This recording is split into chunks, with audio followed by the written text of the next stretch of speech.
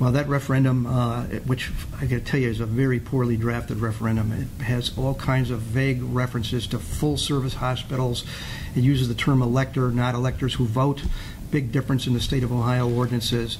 And it also does not, it delivers an expectation of an automatic referendum, regardless of whether the merits of the whatever city council acts upon. And this is issue 64. I think it's important that citizens know it's a flawed document. It's unfair because it gives a non-voter a no vote, and it's unnecessary. It duplicates an existing petition right.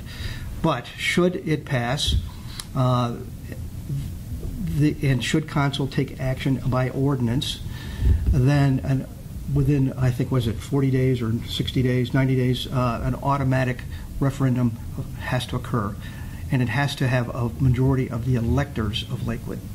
And we disagree on this point, Mike and I. An elector is a registered voter.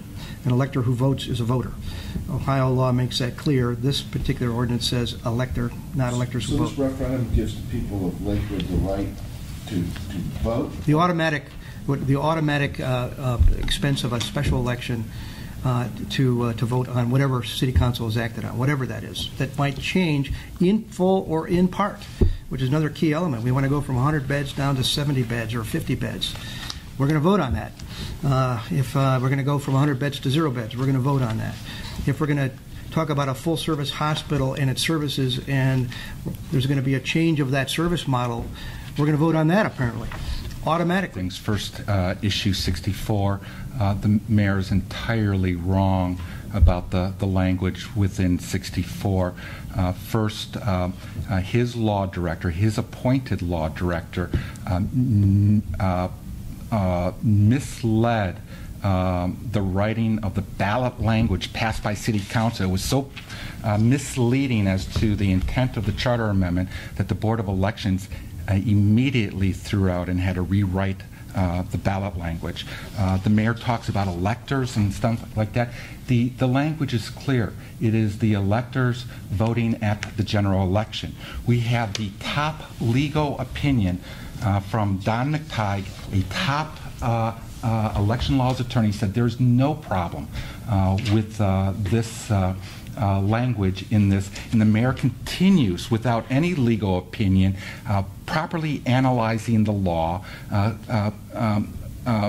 making these innuendos that this language is poorly drafted. It is not. This is a citizens' initiative that creates an automatic right to vote on a decision to close Lakewood Hospital, clear and simple. It does not bind City Council or the mayor in any way, no different than a referendum. There's already a right to vote on Lakewood Hospital. If City Council would act, the citizens can do a referendum.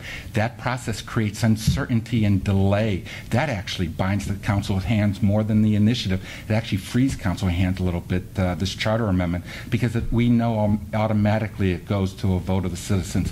The vote of the citizens then ensures that City Council will act in the best interest and garner consensus. Something the mayor failed to do with regard to Lakewood Hospital is garner consensus, because all he did was created a backroom deal in secret and brought forward a proposal, and he said that we're going to have public discussion on this, but he was clear from the onset. He told me right off that there's no closing Lakewood Hospital, and that's why he's running for re-election. He stated that to Mr. Geiselman in February of 2015. The reason he's running is to see this plan to tear down Lakewood Hospital.